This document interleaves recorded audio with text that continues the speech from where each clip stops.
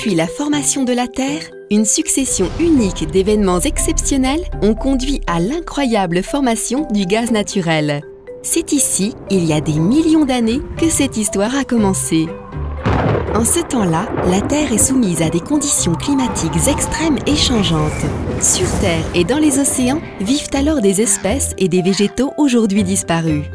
Leurs restes se sont décomposés petit à petit et se sont déposés en couches au fond des océans.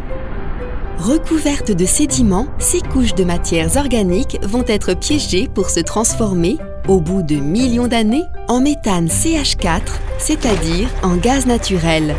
Et ce n'est que récemment qu'a débuté l'extraction de cette énergie. Le gaz naturel, sous pression et plus léger que l'air, remonte le long des forages prévus à cet effet. Une fois extrait, il est utile immédiatement pour des applications telles que chauffage, cuisson, fabrication, production d'électricité ou pour la mobilité. En se substituant à d'autres énergies fossiles, charbon, pétrole, le gaz naturel contribue à réduire les atteintes sur l'environnement. Moins de CO2, pas de particules fines.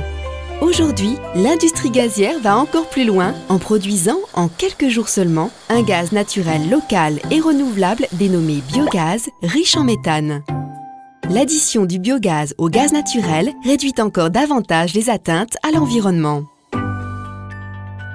Penchons-nous maintenant sur la fabrication du biogaz. Au départ, nous avons besoin de déchets verts et de restes de repas.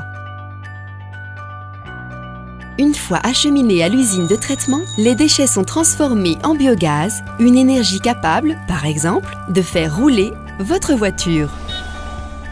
Découvrons de quelle manière ces déchets peuvent produire du biogaz. Au départ, les déchets méthanisables sont envoyés dans un digesteur où ils sont chauffés, brassés, puis digérés par des bactéries.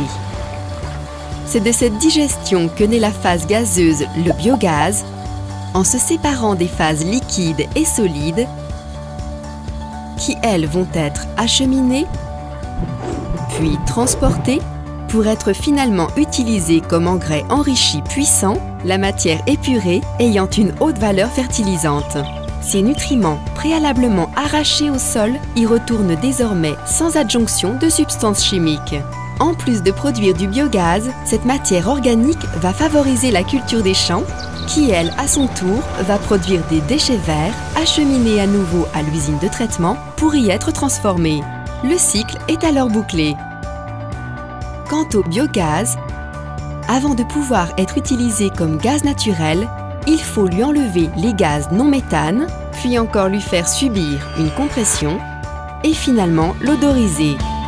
Mélangé au gaz naturel et sans modifier les installations existantes, le biogaz va ainsi participer au chauffage des locaux, permettre la production d'électricité tant pour les privés que pour les entreprises et aussi être utilisé comme carburant pour les véhicules.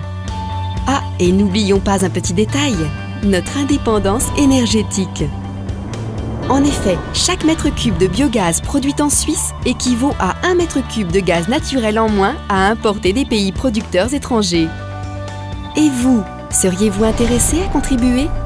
En optant pour une part biogaz dans votre consommation, en favorisant la production du biogaz par le tri de vos déchets. La nature vous le rendra.